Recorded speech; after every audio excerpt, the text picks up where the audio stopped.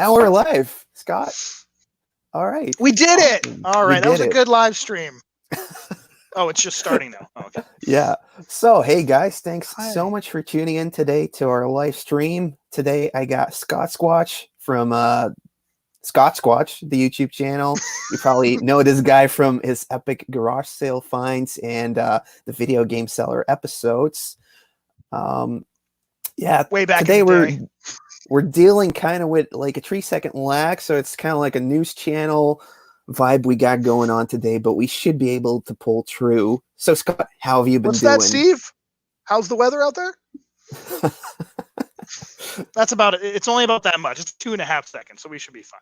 How am I doing? I've been pretty bored like everyone else. And I've been catching up on some video games like Final Fantasy VII Remake, and I beat Resident Evil 3 Remake. A lot of remakes. I feel like it's like the late 90s. I have no job and I'm bored at home.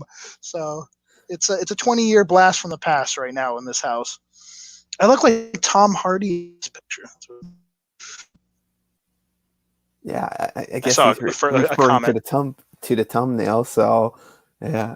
Oh yeah. That was like a picture from Retropalooza where we met last time. So that was like half a year ago. Today we're doing a little catch up. I've been playing like the new Mario Maker extras, like the World Maker. I don't know if you were ever into Mario Maker. That was the first one when it came out. I'm definitely, with games like that, I'm definitely the type that I like to just play whatever levels are either already made by the developers or maybe some of the levels that other people make. I never make my own levels. Okay. Too much. Yeah. All right. Yeah, I've been trying to do like playing most levels, but when they started doing like the Kaizo stuff in there, and it was like really hard to get that hard mode done to, get trophies and stuff. It was like I can't keep up with all these other guys, honestly. But I do enjoy making, all of the like just making the levels, honestly. So that's do you make just insane levels, or do you actually try to make levels that are functional and that people could play without punching themselves in the face? I don't have like Retro Arcade. I don't have like the grab the shell, kick it off, and then jump to the extra thing, hit the P switch to. I don't do that stuff because I can't do it myself. That's the cool thing about Mario Maker. Yeah. That's like the cool thing about the Mario Maker, where you actually have to finish the level before you can upload it. So. Oh yeah, that's right. Yeah, which is like a really like the best concept they could have done for that game, I think, honestly. Yeah. So I also do a show on YouTube called Behind the Collector. Now, people that don't know you should probably. Yeah, you have? Okay, awesome. Mm-hmm. So people should probably go and watch your game room tour. You uploaded like 3 or 4 months ago. Actually, it was back in October now, so it's been a good chunk of about half a year. Yeah, half a year. All right, but yeah, it's awesome. Like if I would have done it over at yours, it would have been the same. But your room is insane. It looks like a video game archive. Thank you. Yeah, a walk through time. Yeah, definitely. And like the stories you tell, how like most of the way you got introduced to video games or the consoles was based upon like you stuffing away a chocolate bunny in a toilet. So I tell that story in the game room tour video, but the short version is when I was in middle school and around Easter time, I don't know, I was like 10 years old, 11 years old. I shoved a chocolate Easter bunny down the toilet that I wasn't supposed to be eating. It wasn't mine. I was getting caught during that moment, and I didn't know what to do, so I freaked out and shoved it in the toilet and clogged the toilet. Then a couple of days later, that ended up flooding the house and ruined a bunch of stuff. So my fault, obviously, but it ended up getting a PlayStation 1 out of it because I had like insurance money, obviously, that my parents were nice enough to let me use to get some toys and some things that got ruined in my room. So I bought a PS1 and about, I don't know, 15 games, 18 games to start out. Like the most games I've ever got at one time when a system, when I got a system for the first time. So that was, that's how the Sony library began. Okay, awesome. Because yeah, like also later on in the room tour, you mentioned like that one display case you also got from that money. So you have been Yeah. collecting for a long time. Like you said, this room was 30 years in the making. Is that like 30 years ago? Is that when you kind of like decided I'm really into video games. I'm gonna collect all this stuff.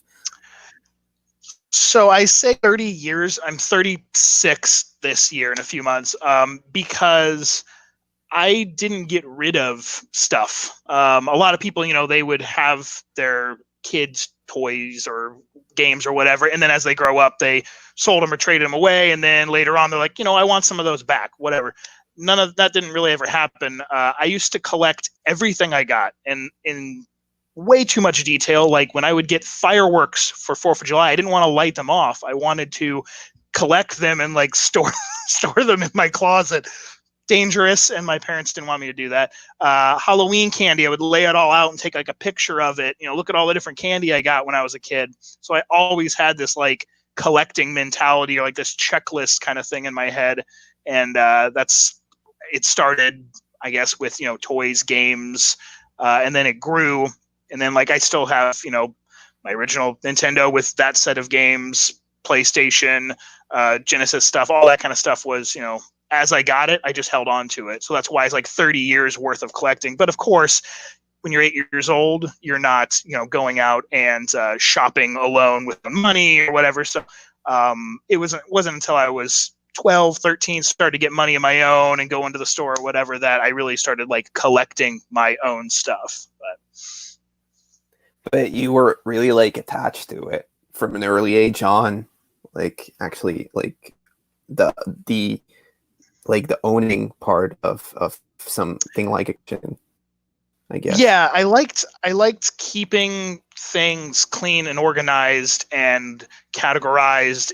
Like for me, when I'm explaining video games to someone in general, it's like it's not just playing them for me. I also sell them and trade them. I go out and hunt for them. I collect them. I maintain them. I love the artwork of the cases. It's sort of like a whole. I get enjoyment out of all of it. And it's hard to explain to some people that just like, I just like downloading a game and playing it. Well, okay, I get that aspect, obviously, but for me, there's this whole package.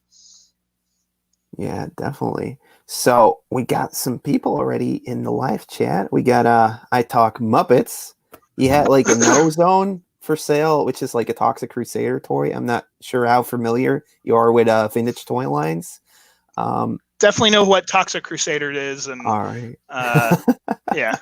Yeah, but I was too late getting it, so now he's just telling me like I got some more stuff online, fairly cheap. Yeah, it was actually a good deal, but I was too busy, unfortunately. But thanks for checking it out for me. I Talk Muppets. Yeah, and lots of people are going crazy about the Hasbro Kenner re-releases of the real Ghostbusters toy line. I don't know if you've seen that stuff jumping around. I actually, yeah, surprisingly enough, one of the few channels that I actually kind of kept up with in recent like months or year is a toy channel that is run by wrestlers. It's the Wrestling Figure Podcast channel. Okay. Zack Ryder and Matt Cordona. That's it, Matt Cordona. And they go out and collect wrestling toys and Ghostbusters and all types of stuff. So I actually know what you're talking about because I watched two professional wrestlers go toy hunting. Were they looking for those already? Like that was probably one of them heavily collects like Ghostbusters stuff, and I think I just saw recently they uploaded a video based on the new ones that either came out or are coming out. Yeah, like people are going crazy. Like I guess scalping is already happening as well. You know, people That just happens with trying to everything. buy the whole box, I guess. But you're like you do have toys, but it's like some like more anime or really like RPG related toys, like your Final Fantasy collection is insane. And that stuff must be Yeah, hard to come by, I think. so toy wise now, I would love to collect more figures and statues, but at a certain point, it's just space. You know, the collecting the video games and systems, and then collecting the toys and stuff.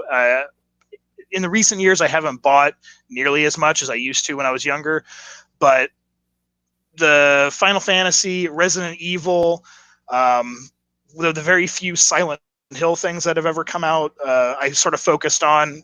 And then there were anime, some anime toys, but I have very specific things I collect for. And honestly, I haven't got a lot for them because, like you said, they don't really make a lot for those series anymore. And what they do make is more like a $300 statue or a $150 figure. Yeah, or it's very limited, you know? Like Yeah. yeah. I know like stuff I've been looking for is like the Diddy Kong Racing um toys or just like Donkey Kong toys. Nintendo Okay. like actual action figures. I saw you had one on a blister, like Yeah. on a The card. little teeny guys. Yeah, yeah. But those are I've very gotten all hard to those at come garage by. sales. Yeah. Yeah, you found so much cool stuff at garage sales, man. That's insane. That's something you don't find over here in Belgium for sure. Uh, definitely. But you have chocolate, lots of chocolate. That's true. That's true. Now, at first, your YouTube channel was based around Halloween stuff. You told me right before we headed into the live stream. You want to talk a bit about that? Yeah. So I think the very first video, if it's not the first, it's the second video on the channel, was I used to co-own a Halloween prop company with a few different people, and we made products and stuff and then sold them like online and locally. And one of the videos was one of the props we made. It was just like showcasing it and just showing it off. So that's kind of how I even really began on YouTube. So a lot of my following or friends or viewers for the first, I don't know, 5 years or so, or 4 years, were just Halloween people. And then I saw that people actually liked video games on YouTube and they wanted to show their game rooms and their collections. So I think the first game video I ever had up was a walkthrough of my game room at that time. Halloween stuff, there's actually two zombies up above my head up on a shelf that are like looking up at the ceiling. This room is full of corpses on this side also. So there's a lot of dead bodies in here. Yeah. You also, well, I don't know if you do it every year, but you do like the Halloween decoration video. Yeah, we used to do like it's called like a home haunt or a yard haunt. It's not necessarily a haunted house. There's no walls you walk through. It's Okay. just, Yeah. you decorate front yard, and we made pathways and stuff so people walk through, and your front windows and all that kind of stuff. So we used to do that all the time. And then more recent years, my job in the music industry, like touring and stuff, has made it hard to be home for Halloween sometimes to actually do it. But yeah, we do. We love doing a walkthrough, a haunted house style walkthrough in the front yard. Yeah. So yeah, as you said before, you've been working on like Halloween props or horror props, and you also told me that you had been working for companies like GameStop and Hot Topic for a long time, different positions and stuff like that. How did you becoming a assistant for Korn come into place, if I may ask that, you know? So yeah, I used to, like you mentioned, I worked for Hot Topic, and I worked there for like 8 years back when I was a teenager into my early 20s. And I've still work for GameStop 17 years now, on and off different positions, like when I'm home. So during the time when I was working at Hot Topic, I grew up listening to Korn. I am actually not on purpose wearing a Korn shirt right now. They were just a band that I loved as a kid. Still like them now. And I was on their street team.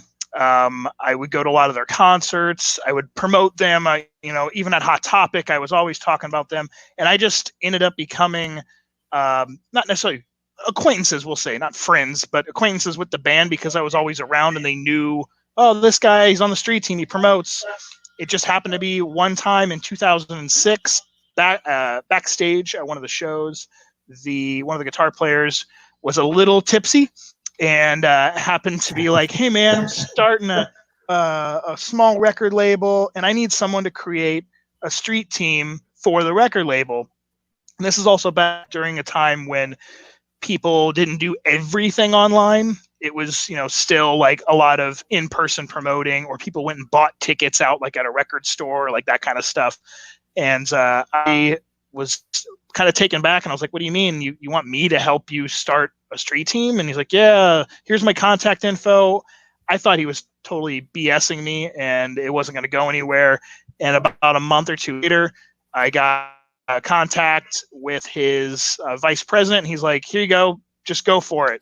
And that's kind of where the ball started going. And that was 2006, so 14 years ago.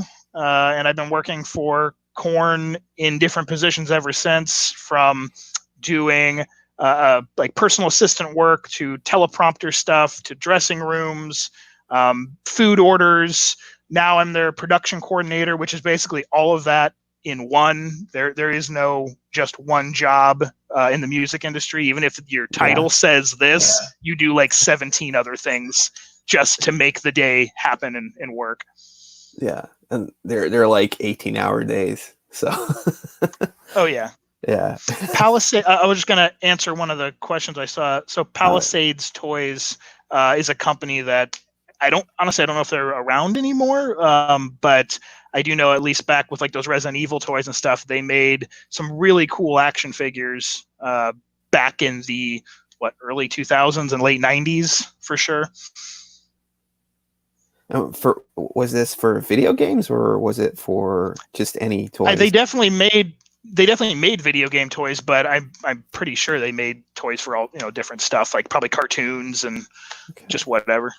Yeah, this will be the first time hearing about these, so yeah. Thanks for bringing it up. Probably Talk Muppets. It's probably one of those things where maybe in like the US it was Palisades, and then like over in Europe or Australia or whatever, a different company released that stuff.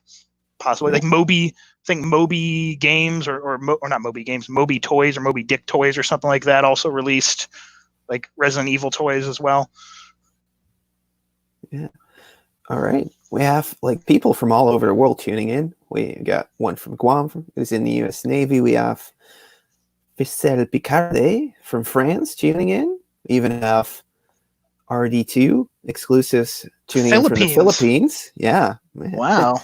Have you been there whilst on tour with Korn, or? Yes and no. And I have to say that a lot with the touring thing is because like I've been to China in the airport, like like that.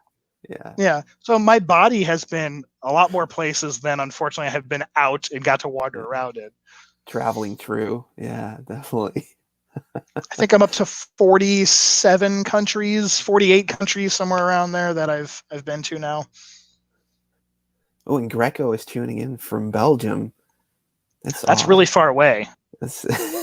Oh, here we got Dark Lichens from Scotland. I didn't know that. Okay, awesome, man. I love Scotland, and I have gotten to actually be in Scotland and walk around a few times. It was rainy. It was gloomy and rainy, but I liked it. Okay, awesome. Maybe we should like get this question. I Talk Muppets says that they made Muppets toys. Oh, okay. Awesome. Is Scott going to be making more video game videos? I used to enjoy watching his stuff. Yes, the answer to that question is yes. I still do make videos. I've never stopped, even though the time from one video to another one might be a long time. I mean, a year was the longest. And I know in the world of YouTube, if you're not uploading every week, you are dead. You no longer exist. And I just kind of had to take that as a realization that, that's just the way it's going to be. And people are going to think my channel is always dead if I haven't uploaded in, a certain amount of time. But I put up a video last month. I actually am going to do like an update room tour collection update kind of thing. Probably in the next couple days, at least film it, because again, just sort of stuck in the house, and I've done a lot of reorganizing and messing with stuff in the game room. So I think Katie, my wife, and myself will kind of film not an hour-long video that the original game room tour was, but a 10-15-minute video or so of just kind of like, hey, this is new things in here. These are the updates, yeah. Mm-hmm. Okay, awesome.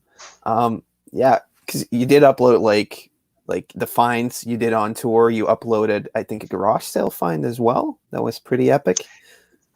Yeah. Those were the last couple videos. A lot of my content literally comes from what I have been doing at that moment, basically. I don't create, I don't do game reviews or gameplay videos or anything like that, or hot topic news, like the new Switch games coming out or whatever. So it's very much like, did I get to go game hunting?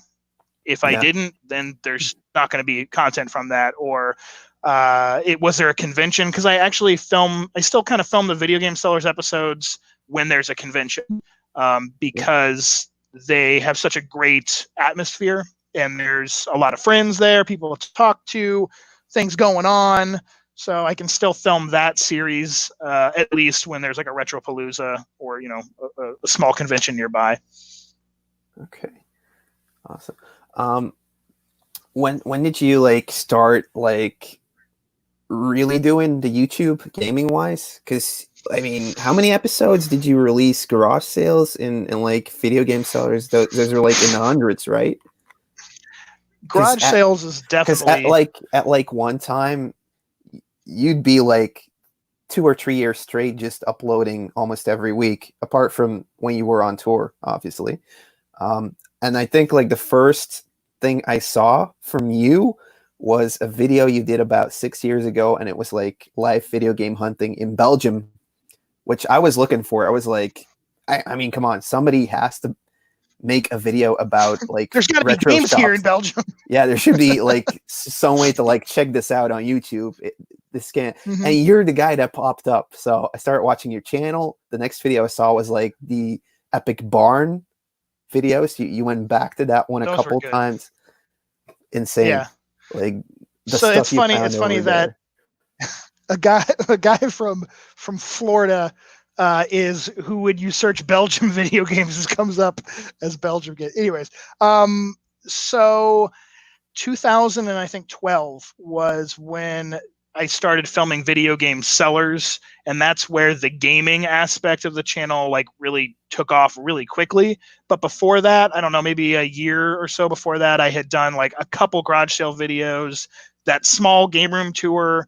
So I'd say about 10 years ago, roughly, was when the video game stuff started, and then about 8 years ago, 2012 was when it really took off on the channel.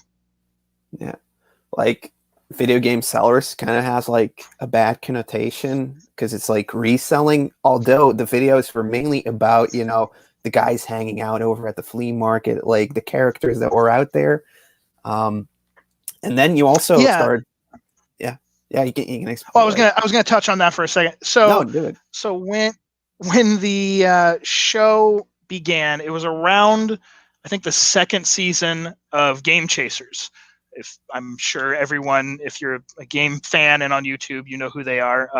And they were just starting to kind of get a lot bigger. And I realized, I'm there's a lot of shows about people going out and hunting for video games, and they always hate the people that are selling the video games. It's there always just seems to be they're always yeah, we got these games, but that guy, fuck him. Oh, sorry if I'm not allowed to cuss on here. But so I was I think there's a hole to be filled here of the other side. are all these people scummy and crappy? Of course there are some, and I want to kind of cover the gambit of, the resellers that are really into the video games and the people that just don't care and just want the money. And that's where the idea started. And a lot of people at that time were like really into that concept, either to just come on and like hate, or to come on and be like, oh wow, this is a really cool, like, it's a different take from that world. Yeah, because at first I was kind of like on that team, because when you get into retro game hunting, it's like, oh, but he's a reseller. You shouldn't be into that. So at first it was like, video game sellers, is this like, and like you already had a big channel then, so I was like, what is going on with this? But it's just a cool dude who has his own collection. He's talking to everybody. He's making friends. I mean, it's a cool community also there. Was it the Wagon Wheel Flea Market, or am I saying that wrong? Yep. Yeah. Always been a dream of mine to go over there and meet you, but I did get to meet you over at Retropalooza and over here in Belgium. So yeah, we're up to 2. Well, the third time will probably be over in your neck of the woods again, most likely, yeah. Or we're at Retropalooza. Hello to Nostalgic. Also, I saw the greetings there. Yeah. Then you also started, like you said, it was second season of Game Chasers. You were also in one of those episodes. You also did lots of videos together with, beat 'em ups when he was still doing like the Game Quest, NES Pursuit. You were also in that, So yeah. It's interesting to see. Oh, sorry, what?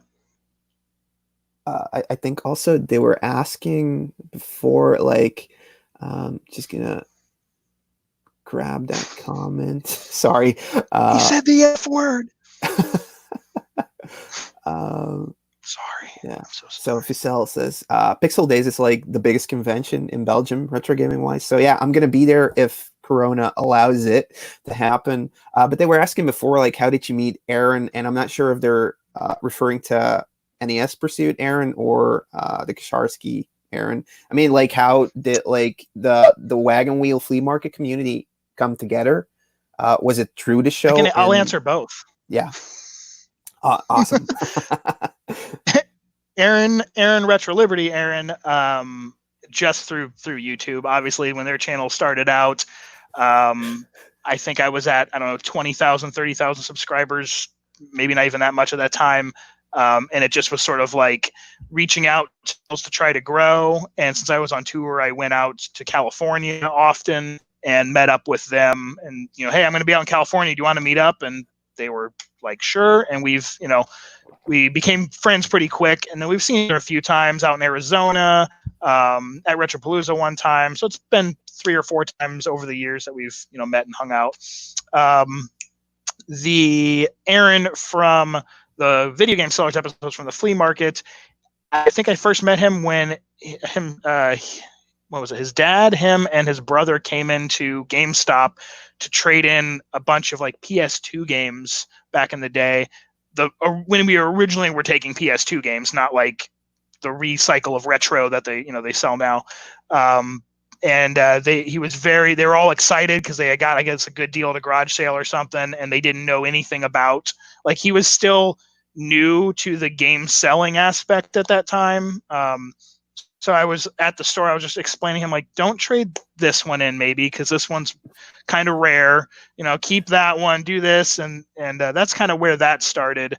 And the the long arc of him and his family ended with, they just got a little too out of control and crazy, and I didn't want to be a part of their myself. Their world.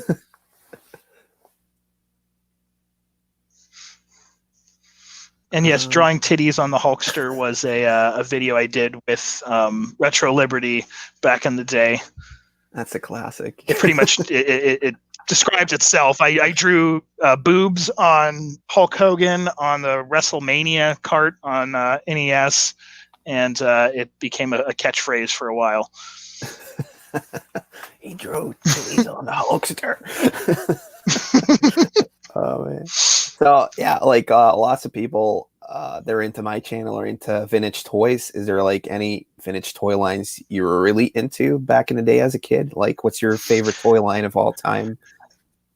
So Mighty Max is definitely like the one that, I mean, I was into Turtles, I had Micro Machines, all of those, but the Mighty Max, because I think it tied in my love of like Halloween, horror, monsters, that kind of thing.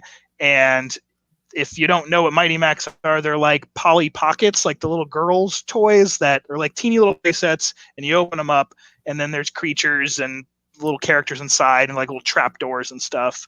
But I actually still have all those. Those are at my parents' house, packed Okay. away still. Yeah. I would love to display those at some point, and I probably will. It's just finding, where does that shelf go, in the house. Definitely. I just picked up like a lot of, I think, 200 or 300 toys, and there's like 40 Mighty Max little things in there. Little play So sets. I love to yeah, see which ones, because I know I never got them all, and I know that there's some of like the smaller ones, especially that probably maybe not only came out in Europe, but came out more in Europe than they released here. So that'd be cool to see did you what have you got in that pickup.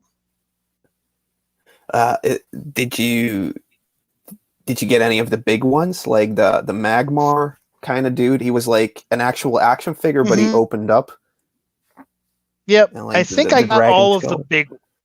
Yeah, there might have been one of the big ones. I have Skull Mountain, which is like the big one. I have Yeah. the weird raptor spaceship, the Magmar guy or whatever his name was. There's a couple smaller ones that were kind of like him that opened up as well.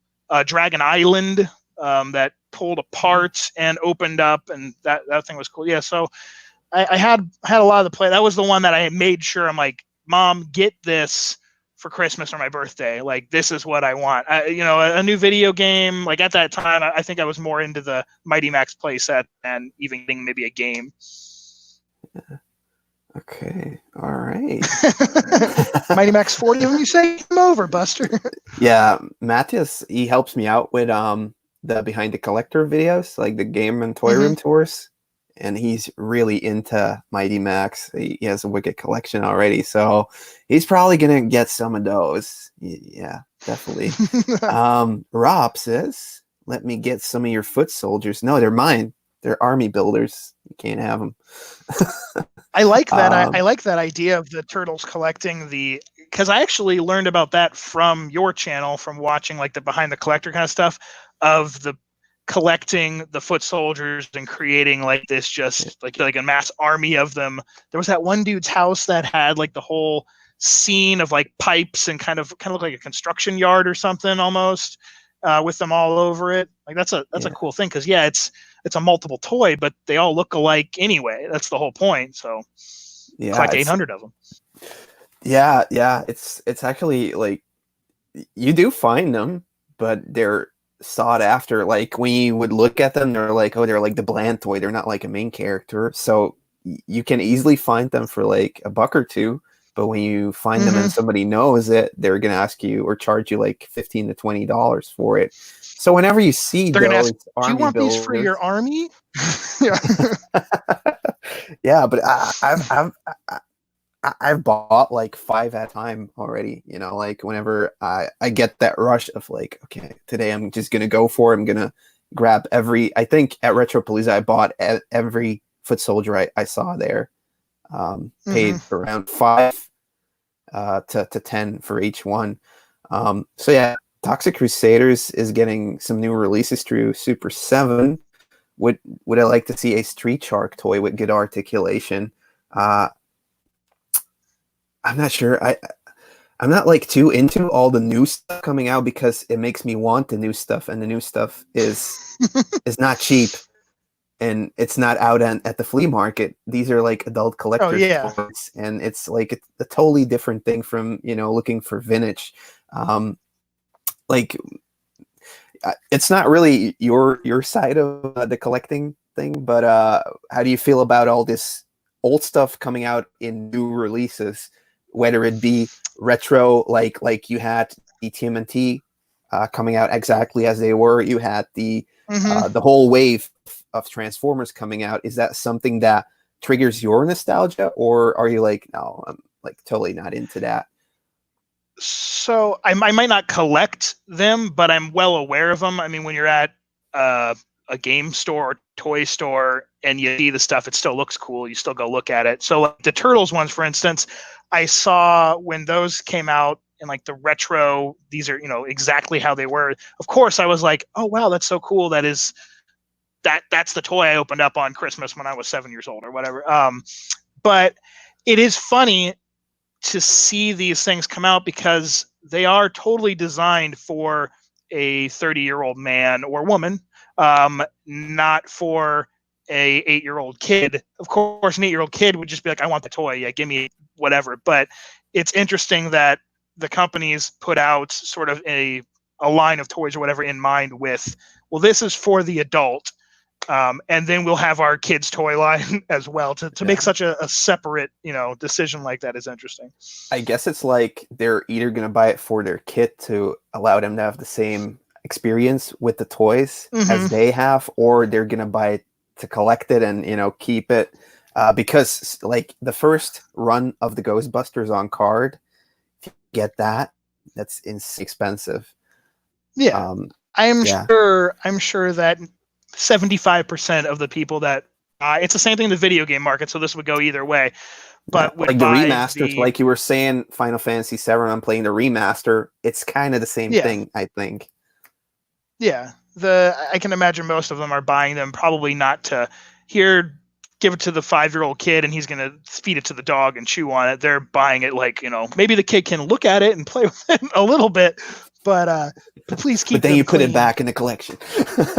Yes, don't beat these up, please. Bucky O'Hare actually had a new toy line, like really articulated figures coming out. It would be cool to see like Bucky O'Hare in like an action movie. I have there is some Bucky O'Hare toys on the shelf behind me, but I think they're too far low. away. They're like they're down on like this shelf. Yeah, because that's one of the things I wanted to ask you. Like over at garage sales, you usually zoomed in on all the gaming stuff you picked up because that was what the channel was about. But Jeremy coming along, he was like more into like the pop culture stuff. You must have found like a ton of really great toy deals as well. Is that something you look back to now, being like, oh damn, like I didn't catch that bubble when it was like really cheap, and now like could it have perhaps like paid for some of your collection if you went to venture into that as well? Or is it like, well, it's not my thing, but I'll let you answer. I am very I'm very tunnel vision when it comes to what I'm looking for, and yes, that could be a bad thing at times, but it seems to have worked for me in the sense of both my enjoyment of the hunting and collecting of it, and so just the time being spent on it in the sense of I do sell and trade games, and if I was trying to take on toys or just whatever, like I have definitely seen things that I've known, well, I know that's worth money and it's probably a good deal for $5 or $10, but I'll leave that for the dude that is really into that and knows more about that, the guy that he can sell it to instantly, that kind of thing. So but when Jeremy did start coming along, and this was years and years and years ago now, so like 6 years ago when he started coming along garage selling, it made the videos more interesting even for me, because we were showing stuff that wasn't just video games. It was random Jurassic Park toys, or he picked up a bag of Legos, or things that I wouldn't have bought, or even too much on. But to see, I'm like, oh, how much does that go for? I paid 50 cents and it goes for $180. Those were fun, sure. And then when we had my friend Sprinkles, when he came garage sailing, it was like this perfect trifecta, because it was myself, video games and video game related stuff. Jeremy was like pop culture, toys, t-shirts, whatever. It could be anything, knickknacks. And then Sprinkles was VHS tapes, and like Star Trek. Those were like his two things, was and very odd things, but mainly VHS tape collecting. And that was a whole world that I didn't even know people cared about, collecting VHS tape. There's even people over here, definitely like with the European releases of some of the VHS tapes that never even got to America, because they were like, you have Italian releases, like lots of those B movies. A friend of mine actually has like 2 rooms dedicated to just VHS tapes. I've been thinking of doing like a behind the collector there, but not sure if it's going to catch on the channel. So yeah, I would say like it's, unless it was a really specific, like they had a bunch of like horror or sci-fi, that you could really tie in to be like, I don't know, that's a little bit more of an interesting path than I have a bunch of workout tapes. And no, it's all like horror and fantasy stuff. Yeah. Like that. So yeah, it's not like weird like weird workout tapes. No. It is focused like more on the horror and yeah, stuff like that. Cool. Because like most of those B movies were actually like shot in Italy or in Spain to keep the costs down. Yeah. If you want to answer the question that you have pulled up, and then there's one I see that I'll answer. Okay. I do plan on collecting them when they become cheap again, because they're terribly expensive right now. I do already own some. So they're like the Mighty Max TMNTs. They came out around, I think, 96, 97, but like just almost every TMNT figurine came out in a Mighty Max height form, That's it's awesome. Insane. Yeah. You could fit them all in your mouth. I don't know. That's why true. my brain, where my brain went with that. Fit them all in your mouth. Yeah, why not? Which question did you want to go into? This might be for you or me or both, but it was, do you have a video game that you're still hunting for? So I'm guessing like a holy grail game. In general, yeah, there's still games I don't have that I would like to get. For me, I would probably say at this point, it's actually a couple of PAL released games that you yourself were on the lookout for me as well. I still don't have a Mr. Gimmick, and that is probably one of the top ones that I really want. And I want Wily Wars Complete on the Mega Drive. And I just, I don't run across those over here in the US, and I should have just bought them 5 years ago when they were like $200 and $300, and I never did. And now, of course, they're double that, easily. So, what about you? I do think like you're gonna like Mr. Gimmick is more expensive, but you're gonna come across Mr. Gimmick easier than Wily Wars. Well, then do it. Get it for me, and I'll PayPal you the money. I'll try hooking you up with one. If I mean, it's more like Denmark, Sweden, Norway, where you're gonna find them like maybe 60% cheaper than over here, even. Jeez. Because they're like a Nintendo put it out in the Scandinavian section of Europe, so all of those NES labels end with SCN. And that was done by Bergsala, which is like the company that did the releases for Nintendo, translated for this Swedish markets and Norwegian ones. Yeah. So over there you can find stuff like Bamse for Game Boy, Mr. Gimmick, and they're like regular games because they actually came out over there.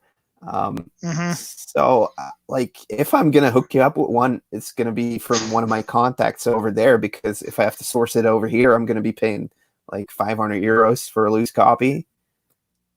Hey, whatever it takes at this point, basically. I've had multiple copies fall through my fingers. As long as it's clean, I'll go into the vault and pull out some. Yeah, but I mean, like, should be able to source one like less adventurous, just through like somebody, okay, keep an eye out for it on like the offer up in Denmark, and when you see one going for that price, we'll hook you up with a finder's fee or something like that, and then we can sort it out how we're going to get it over to you. Gotcha. Okay. So yeah, at some point, I mean, the list of how many times I've had this conversation with someone from Europe is probably like 30 people now. I'll keep an eye out. Yeah. No, Mr. definitely. Gimmick But that's like, yours. I think it's one that if you really want it, we're gonna need to actively pursue and put some guys on it. So yeah. This sounds like a mission. Like it is. It is like the other stuff. It kind of like you see it often, but that one, unfortunately, not. Mm-hmm. Wily Wars as well. Like I haven't done the research on that one where I should be looking for that, but I've only seen one once, and my buddy Renzo bought it, and he actually bought it together with Surprise at Dinosaur Peak. Because so he spent like $4 or $5 that day. No, he spent a little more, but it was like the big giant Retro Game Freak website doing his final sale. Mm-hmm. So prices were like ridiculously low, and it was like, if I'm gonna get him, I'm gonna have to get him now, because this deal is never gonna happen again. So yeah, for me, a video game that I'm still hunting for, I'm kind of like going for a couple of SNES games. Like I really want Earthbound and Ninja Warriors, and is it Dracula X or Vampire's Kiss? Castlevania. Mm-hmm. Those three are like Dracula, on my list. Dracula like X. Yeah, those are the ones that I really want to get added to the collection, because I know I want to play those. So that should answer the question. I have an Earthbound sitting right on the counter right over here. It's ready for you. How many Earthbounds did you have over the years? Is it like 40? Is that accurate? Or I wouldn't say that many. I would probably 15, 20, somewhere around there. It's not a really uncommon game. It's uncommon in the sense of I've never found it at a garage sale. Almost all the copies I've ever got were sourced from someone else that knew what they had. I've gotten most that way, basically. A couple maybe were cheap, but not $1 or $2. They were like $50, or something like that. Like talking about like hard to obtain stuff. Justin Moen asks, can it be frustrating trying to complete a vintage figure? I guess we can like expand that to completing, a boxed game. And have you ever given up on one completing something like that? Yeah. The toy, I'll go first, and obviously you can expand on it a lot more. The toy aspect of it, I pretty much collect sealed toys, or if it's not one that's sealed, try to display it like in the box with all the accessories. So I don't take out a lot of those kind of things, so I don't have to necessarily try to get that last like weapon or something for it. But game wise, of course, it's you have box and manual, and a lot of people consider that just complete, and then you can go insane and go like, well, did it have its little mail away card and its poster and its extra insert and sticker and all that kind of stuff. The one I think that always comes to mind for me is a TurboGrafx 16 game, which is Magical Chase, and it's like the top game for that system and for a lot of systems. But I have like the game card, the Hue card, and the manual, and then those two things came in a cardboard box, and I don't know if I'll ever get the cardboard box. We're talking like I'm making up a number because I don't know right now, but maybe a $7,000, $8,000 like cardboard box at this point. Maybe a little bit more. How much is Magical Chase now? Like if it's complete, or do you know that? Or how much is like the loose card? I haven't looked recently. The last time that I think I really even looked, say a year ago or something like that, was over $4,000 or $5,000, and that was I think that was maybe just the loose card, and maybe one with the manual was like $5,000 or $6,000, and then someone was asking, like, I think a friend of mine actually sold a complete in box one for like 9,000 or something to somebody. But it's just one of those games that the price, it just depends on what's in your wallet right now and what are you willing to pay. I mean, one could go for 5 and then one could go for 9. You know.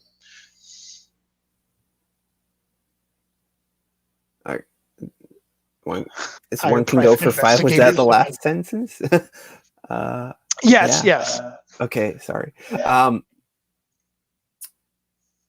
For me, it's definitely like some toys. Like, I know I'm never gonna have Master of the Universe vintage toys on card. So for me, it's like getting like the Dragon Blaster Skeletor. It comes with like this little chain that has like a locker on it in purple, in toxic green. I know I'm never going to own that unless I find one. So I'm not actively looking for that, but I'm perfectly fine having that Dragon Blaster How much does that go for? Skeletor.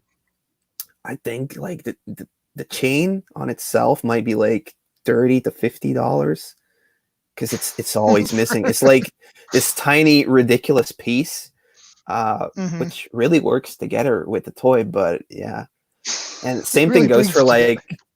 yeah. I mean, yeah, like the colors, it's pretty nice if you get it complete, you know.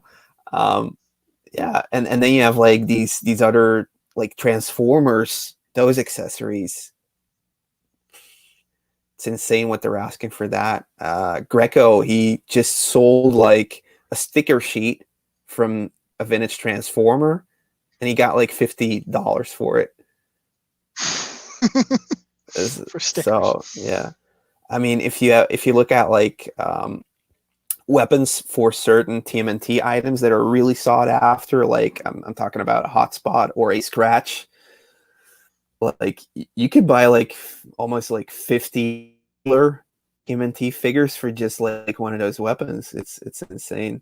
So it's not something I'm actively pursuing, honestly, to get those Speaking complete. of the But stickers, it's like, yeah. I was gonna say in the Sega Genesis Punisher game, there's a tattoo that's like that big that makes that game $100 difference at least, or somewhere around there. I've never seen the tattoo just sell for $100, but if it has it in there, it's like, well, yeah, here's another $100 tacked onto the price because it has a little rub-on tattoo inside. Yeah, like the little extra stuff that some games came with can definitely make like a giant price change. Is the same thing with like the Earthbound. What is it, like the Nintendo Power that had like the scratch and sniff cards in that, or the strategy guide that came in the box of that it came had in the box, yeah. Yeah, Okay. and the scratch and sniffs. The thing is that they're attached in the book with that perforated like edge. So not only can that be ripped out, or just a couple cards ripped out, or they could be all like heavily scratched. So it's there's many different levels to the insanity of trying to collect, stickers and cards and thing. Yeah, no, it's weird, you know. And it's also like how complete do you want your collection? Because as you said, like some games, some collectors just go, I want card, I want the inlay, I want the box, and I want the manual. But do you want all the promo stuff that came originally with that? Same thing for like collecting TMNT vehicles. It's like, do you want the joke book that came with it? Do you want the manual that came with the toy? Or do you have enough with just the box and the complete toy? There's so many different. I feel like usually the box and the manual and the cart is enough for me, unless the box blatantly states on the front, like, inside is this figurine or this item in here, and it's like, man, they made it so obvious that this is in there. If it wasn't plastered on the front of the box, then I don't seem to care as much. But how about you? Like you're saying with those the bigger figures and the play sets or whatever, are you one that wants all those little items? Well, then we come to kind of like the conclusion to this question. For me, it's like I'll grab what I can grab and I'll upgrade as they come along, but I'm not going to be like actively pursuing for something that, in my opinion, gives me just as much joy as having that extra thing, you know? Yeah. Like Gotcha. there's always going to be a next one down the line that you're going to find, and then you make the decision, am I going to upgrade it? Is it worth upgrading, or is it like just am I just paying like $100 for this extra thing that mine already has or like doesn't have yet? You know, it's a question. Mm-hmm. Yeah, you know, right? Of course. Yeah. It's one of those things where you can't, unless you have endless amounts of money and you don't really need or enjoy the hunt of it or the finding of it, you know, and you're just like, I just need it, want it, buy, you know, online or whatever. That's the other thing. That's something, if you really want it, you're going to be sourcing it like that. But I like the adventure more of going out and actually looking at it Oh, and for then sure. paying, instead of just going like, oh, here it is, buy it now. Okay, it's complete. I'm not Oh yeah, OCD that's why in that way. So I've hated the last like month and a half because besides a few pawn shops, I haven't been able to go to any, you know, game stores, garage sales, the flea market, anywhere to do that type of adventure. It has been just, well, I don't know. Let's see what's on eBay right now. Is there any deals on eBay at the moment? yeah. So Rob asks, which of the Super 7 TMNT Ultimates have you pre-ordered? I got the Mutagen Man. That's the only one I'm getting because I just love that figure. And then probably, I don't think you ordered any of the TMNT Ultimates, Scott. No, I only recently learned what Super 7 was, and it was actually my last birthday. I got some gifts from Super 7. The one of the guitar players on a day off in San Francisco, if I'm correct, where they have a Super 7 store. He went in and bought me a couple shirts, a Street Fighter exclusive shirt, a oh darn it, I can't remember he brought me 3 figurines. The band Ghost, like the exclusive figures that they make and have, a Toxic Crusader figure, and one other one. But yeah, that was like a surprise. I'm like, what the hell, Super 7? And then I did some research and realized what it was. That's awesome. So Ficel is looking for Final Fight, the PAL. I do think they have a PAL version for that. I remember seeing it. I know there's a Final Fight 3 in PAL version. I know that for sure. Yeah, US I version, can't they have all picture. 3. Yeah. I can't picture Should the be PAL version. should be out. Here's an easy question, or maybe not. BC asks, what's your favorite Mario? Do you know Mario? Have you heard about this dude? I thought it's coming out on the PS4. I think there's a new one. Favorite Mario game. I hate answering like so generic. I hate giving a generic answer.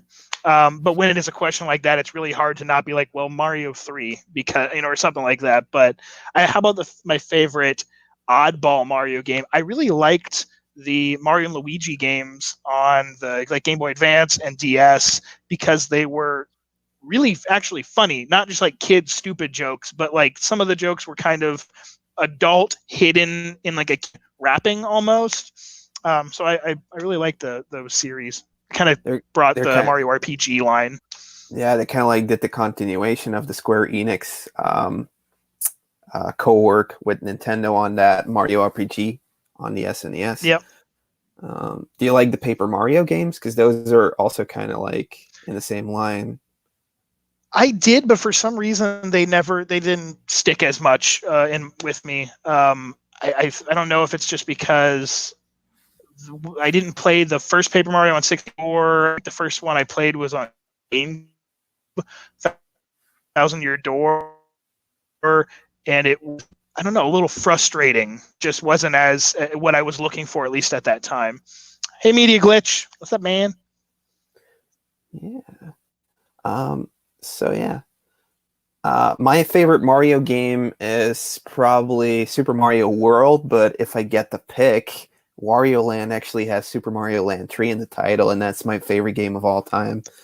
To answer the Really? oddball question, I really like Dr. Mario as well. So, The yeah. Mario Tetris Yeah, I love crossover, it. I essentially. Yeah. love it. I love it. But you hate Yeah, Tetris. man. You despise Tetris, right? Oh no, I like Tetris, but I had Dr. Mario as a kid. I didn't have Tetris. Hmm. So, yeah. Yeah, Uh, that's funny. Funny thing about Media Glitches, I think he has interviewed me more times than anyone else. At least what 3 times now, I believe, maybe 4. Here we have a cool question. How do you know if a video game is legit, especially in a garage sale? Ooh. So I am a self-proclaimed master of being able to tell, and I say that because I've probably screwed up over the years, and at least once or twice. But from working in a video game store for 17 years and collecting and doing it, I've seen a little bit of everything when it comes to fakes, from just the god awful. Sorry, that was my phone. Um, from like really terrible fakes to ones that are really differentiate. Um, I'm not going to go into the a video of how to tell all the different fakes, but obviously Game Boy Advance and DS are some of the most faked ones, and the ways to tell the differences of those. I even taught to a lot of my employees. Um, on the DS game, I'll point out one, because this one that a lot of people don't really realize. On original DS carts, when you're holding it and you look at the top, so if you're looking at the label and you look at the top of the cart, there's indentions where the factory, like machinery, molded these cartridges together, and like the machine clips them and seals them together. There's like a long thin rectangle and then a smaller little rectangle inside of it. Fake ones, I have never seen a fake one that has had factory machining like that. They're just a flat top to it, and it's kind of crappily stuck together. That's the easiest way for me to ever tell. Like, even if it's a good Pokemon label on one, is to just look at the top and be like, well, it's a smooth top to it, so this was not a real manufactured in a Nintendo, approved factory, basically. Yeah. Do you like the most times I've come across like fakes is Game Boy and Game Boy Advance. Now Game Boy Advance, if you like slightly look onto like the pins, you have to see Nintendo standing there, and otherwise there's like little dots inside the pins. If you see dots on Mm-hmm. the pins and you don't see Nintendo, it's a fake. But usually you can already look at just the label and see, there's not like the 22 or Yeah. the 2-digit code printed in. Same thing goes for the Game Boy games. One way to really Yeah. see, do they have the double digit code in there or not? Yeah, that's how I always tell, obviously, is if there's no code punched in. And sometimes the label can get a little worn, away or worn off over time, so it can be a lot harder to see those indentions, or maybe the machine just didn't punch it in really hard. But that is definitely one thing that I don't think I've ever seen a fake where someone tried to take the time and put a letter A and the number 3 stamped into the front of the label. It just doesn't happen. But now these days, to end this question, N64, Super Nintendo, I think, are the 2 current heavily faked and very frustrating fakes, because especially if you're not able to open it up right then to see if the board is real or not, the labels can look really decent. I mean, people have good printers now, or they even actually like order like from a nice printer, good stickers or good labels. And on Super Nintendo, the The one trick, digit code is in the back of the cart, so you could yeah, actually repurpose the cart.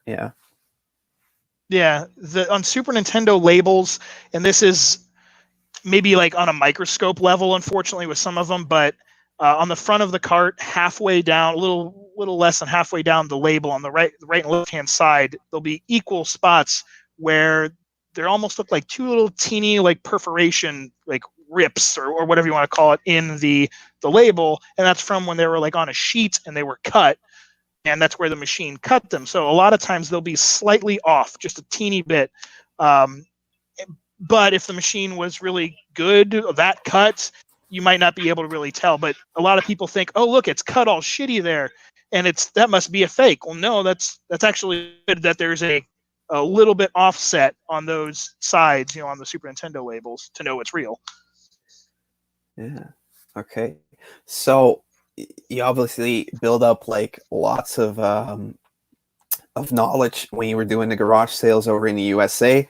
And about an hour ago, I wanted to talk to you actually about how is it taking all of this knowledge across the ocean, across the world, going to Japan, going to Europe, and trying to find a couple of, game stores, places to source games from. How do you experience retro hunting across the world? So the most game hunting I've done besides in the US has definitely been in Europe. And I'd say out of the 6 times I've been over there now, at least 4 of them I've got to do some decent game hunting. It is a lot harder. I mean, one thing, I'm over there, I don't have a car. I don't know the area. Sometimes I don't know the language, obviously, very well. So it's a lot harder just to even find the game store in that town. But like in the UK, there are a decent amount of pawn shops, or back 10 years ago there was actually a lot of like record stores or CD stores that had a game section, so it wasn't too hard in that sense back then. But like this last time I was over there, 2018, when last time I was over there, was a little more challenging, mainly just because obviously you're going to know the answer to this more than I would, but I feel like the physical games in stores is not as much of a thing over there. It like it is in the US. People are going more digital, but it felt like that was happening more over there, or at least a lot quicker than it was over here. And I had to use, I guess, more of looking for a place like a secondhand shop that just happened to have a little bin of a lot of PS2 games. That seems to be like the number one thing to find over there. Very hard to find like Nintendo products or even Sega stuff sometimes, but I found a lot of like PlayStation 2 titles, Xbox 360 titles. Yeah, I'm not sure if like going digital is really like, I mean, I thought it was the same in the US. I think we just deal with way less stock, or like stores don't stock as much as they do in the US, perhaps. Yeah, I mean most of the stores won't actually have like a really big variety of new releases just okay. booked into the store. They'll only go for like the AAA titles, probably. Gotcha. Yeah, I mean that's basically what I figured. Is, I mean, it's happening over here too. Like if you go to a Walmart game, or not GameStop, but like Walmart or Target, their game selection is a lot smaller than it was 5 years ago, even. Mainly, I assume because a lot of people aren't going to the store to buy the game, and they'll only carry, like, they have the 20 big titles that came out, and then they'll have like a bin of the stuff that didn't sell, before. But to continue on that, I did a little bit of game hunting in Australia. Actually, when I was in Japan, I kind of had the mindset, I don't collect Japanese games. I don't collect Japanese releases. There's just too many. That's a whole other world I'm not ever going to get into. So I actually went more like touristy sightseeing to areas and arcades and the trains, and just to be a part of that world, because I was there for only 3 days. So I really actually didn't buy a single video game while I was in Japan. And some people go hated to one that. of those stores or to a game store? There, yeah. Did you see one of those? Or yeah, I mean they're they're everywhere. Like still, I mean, even if it's not like specifically just a video game store, they have electronics stores over there that have big game sections. But I did not go to Akiya, which is the the mecca of their retro games and stuff. I knew I wasn't going to buy any of them. Okay. I collect, and I knew that, I will go there someday. The next time I'm over there, which actually I was supposed to be over there about a month ago. We had a show, a festival. Slipknot was headlining. They have a Knot Fest, is what they put on, and we were playing the Knot Fest, and it got canceled because of Corona. So I would have been back over there already. Yeah, we could have met up over in Belgium at Grass Pop Festival if stuff was still happening, but they pushed it to next year, Grass Pop. So hopefully they'll get Korn on, and then maybe you have a day off, and I'll guide you around. I have a car, so could even go garage sailing and stuff, Yeah, I see there's some questions in there. Yeah, and anyone's tickling your fancy? Like, do you guys got any of those NES games that are Christian themed video games? Yeah, I have the Super Noah's Ark on the Super Nintendo, which I believe, at least in the US, was the only unofficial Super Nintendo game that came out, during that era, the time when the Super Nintendo was actually out. And then I have a few of the NES ones, Bible Adventures, and what's the other one? I don't remember the name of the other ones. But do I play those heavily? No, you can tell because I can't even remember the titles of them all. But I do have a few of the unlicensed Christian games. I have Noah's Ark, but it's like an official game. Yeah, that's how. Is that a European? As in like a gray cart? Yeah. Like Nintendo's label on it? Yeah. Huh. Yeah. No. I mean, that we didn't get. Yeah, Noah's Ark was not an official release over here. But That's it was interesting. But it was a unlicensed release or not? No. Yeah. Okay. Unlicensed. Okay. That's cool. Now I want to look. I'm not going to do it, to be rude on the now on the phone. No, but I want to look that up to see. Yeah. But I have the gray cart, and it has I do think it has the Nintendo seal of approval on it. So it's kind of weird. You have fake games. Maybe I'll have to open it up. To touch back on the subject of touring and game hunting.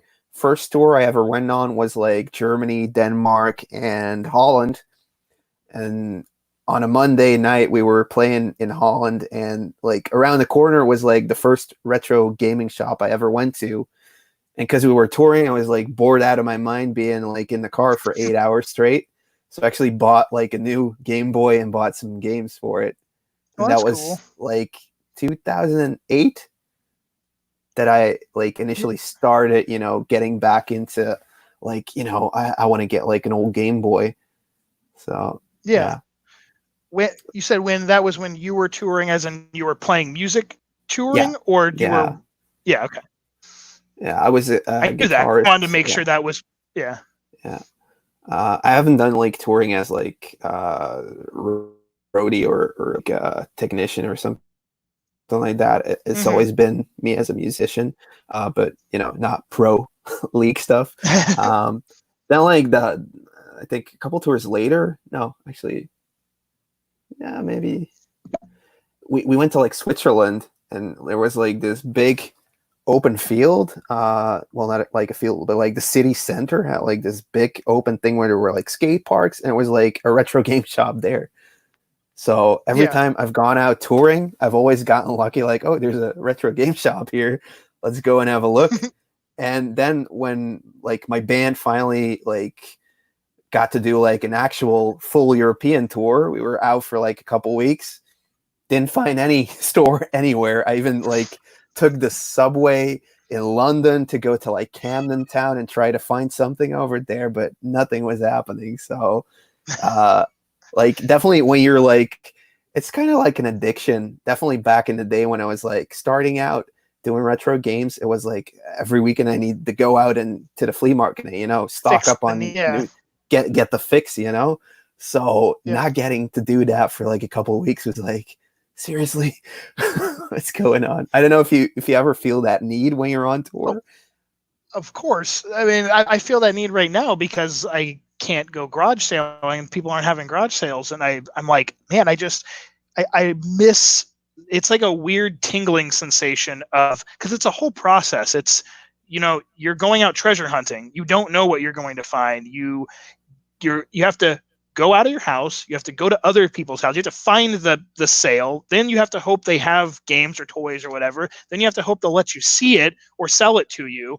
And then all the pieces have to line up to where you get them for like a good price or a great price or something to make it, like an amazing experience. And there's a lot of ifs, ands, and buts that could occur. So it's definitely like a high for sure. And TXVG Collector said it was put out by Konami. I actually did cheat and look up on my phone as well, just to find. Yeah. But yeah, it was actually released by Konami as an official release over there. So that's interesting. That's interesting, right? I didn't know. I mean, hey, now there's one. I need that one too. So keep an eye out for a I'll pop on the list, man. Yeah. Media Glitch asks, what plans do you have for your channel in the future? So yeah, Scott just told us he's going to be doing an updated room tour. But any other stuff is really like dependent on whenever you pick up video games and want to do like a pickup video on that, right? Yeah, basically you got it. I mean, it's either the next convention, I'll film for the next convention, or when we get back out to doing some game hunting. But yeah, look for either maybe this weekend or next weekend a updated collection game room updates, just on the fly, not detailed, of showing the entire room kind of video.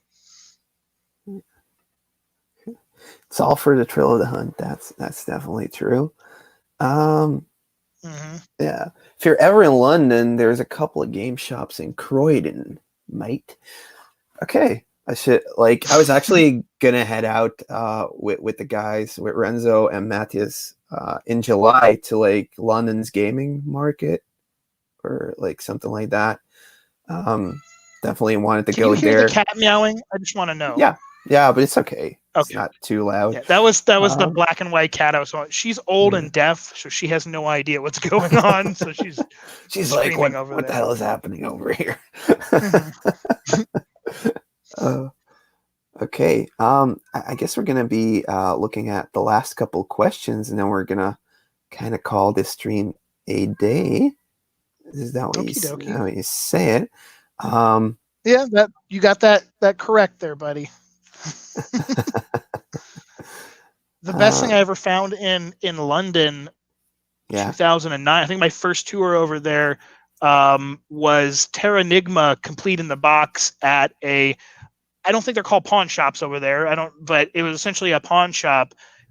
I don't remember the price exactly, but we're talking like $20 or something like that. Yeah. And I found that in Deep Fear on the Sega Saturn, and one or two other like collectible games, even back then, even like 11 years ago, weren't $20 games. They were, at least $50 or $80 or something at that time. But yeah, that was a great trip over there. And I think that was before that wave of that spike in like the teens, the 20 I think teens. Like the retro game bubble definitely hit Europe like 3 years later. And not like every part. I know Germany was even later when it really hit over there. But like Terranigma, the one you were talking about, it's good that you found it in the UK, because then it's a UKV, an English one, because there's also like Spanish ones that are translated. There's a couple of RPGs out here that are really hard to come by, that will have, German text.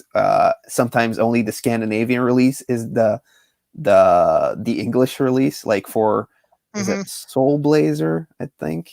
That one, only the Scandinavian has like English screen text. So I try to only collect the English releases, unless there just wasn't one, and you just have to go with the one that they came out with.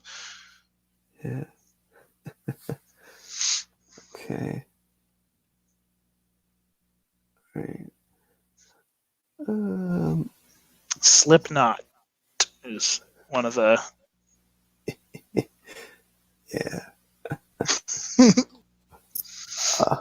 I got to tour with them, one full tour in the U.S., and then we've done like a few festivals over the years, obviously with them. I think the last time I saw them, but yeah, they're always, obviously the crowd loves them, and it gets a little insane. Download Festival in the UK was one of the more, like, I was and afraid of the front row smashing people on the guardrail. And I see that stuff all the time, so it should be very common for me. But that particular instant, I was like, oh my God, that's a very violent crowd. Yeah, they always put on like a really good show. Slipknot. I mean, Korn as well. Like those acts for being metal, they always have like such good mixers, like sound engineers. Yeah. We're not as It's violent, I would say. We have more like peaks and valleys in the song. Slipknot is usually violent, yeah. violent. A cup, maybe like one slower song, and then Yeah. Thanks, No, Rob. definitely. Okay. Heading back to the USS Theodore Roosevelt. All right. Yeah. I had so many questions, but we were like talking through all the questions, and if you want to do like a rapid fire or whatever, I can not ramble on. No, I mean it's fine. But I'm kind of like drawing a blank now. Like, how big's my feet? How many beard hairs do I have? Those are, have I might ask, have I ever met Slayer? Kind of. I mean, again, we played shows with them. I've never really like sat down and hung out with them or anything. I think Carrie was the only member of that band that I said a couple words to, and they were pretty short as he seemed grumpy. But as the job I have as like Korn's production assistant, or whatever you want to call it, I do have to communicate with other band employees and that kind of stuff. So I've talked with a lot of people that for 2 seconds I got to say a couple words to, that, Johnny Depp, or just random like stars that I would never, talk to for any other reason except for, hey, I need to stand right there for a second. Can you scoot over? Like that kind of thing. Yeah. Yeah, that's always fun, the whole backstage experience. And obviously, like, you're working there, so yeah. Yeah. Like last summer, I was over at Pukal Pop. We had like one of the smaller stages that we had to play, but we were like in the backstage with like Billie Eilish and like all those like giant, like, what is he called? Yeah. The guy that did like the Nirvana covers with Travis Barker, the rapper dude, Post Malone. Oh, so okay. those were like people, those are like hanging out over there. It's just like, I'm trying to go get my meal, not knowing what was going on. So yeah, Pukal Pop. Sorry guys, sorry. Yeah, Post. Is that how it's spelled? It's actually 2 L's, I think. No, Pukal. It's actually called Pukal Pop. Pukal Pop. Pukal Pop. Like puke as in barf, vomit. No, it's like a zit. Actually, a pukal is a zit in Dutch or Flemish. Yeah, but it's pronounced as pukkel, not pukal. Pukal is like the Americans trying to say pickle pop. Is this like, if I were as an American, would I say it as pinkle pop or like something like that? Because that festival, I think I've been to before. Pink Pop, but it's is in the Netherlands. It's a different one, but I've seen Korn at Pukal Pop as well. So yeah. Okay. Yeah. I like that word now, pukal. Oh yeah. So yeah, I mean, I want to thank you so much for joining me today, having this chat. Just catching up. like whenever we got together, it was like you were either selling at a table or you had like tour stuff to take care of. So it was really nice sitting down with you, having you to myself together with all these wonderful people in the live chat. Yeah, just chit chatting around. So thank you so much for taking time out of your quarantined No vacation that problem, we're man. all heading into. Is there like I any appreciate it, and then I was gonna say, you know, like you said, it's been pretty boring. So just to even have a conversation, remembering some of these things, you know, I haven't talked about for quite a long time with anyone. So I enjoy it a lot. Any up on my end again? Yeah, look for another video on my channel fairly soon.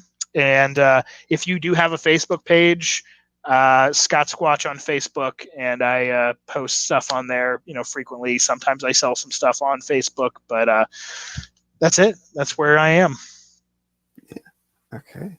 Awesome. Well, I have a video coming out tomorrow on my carded TMNT collection. Next week, I'm probably going to do a video game related video again because I've been slacking on those. And this Sunday, we're going to have another Live in the Attic live stream together with Narc and Greco Fabulous. And we're featuring special guest Secret Game Stash this weekend. So definitely tune in at like same time we usually do. I'm not going to say all the different time zones in here. So yeah, guys, thank you so much for watching. Thanks so much for joining in the live chat, and we will see you in the next video. Bye. Peace.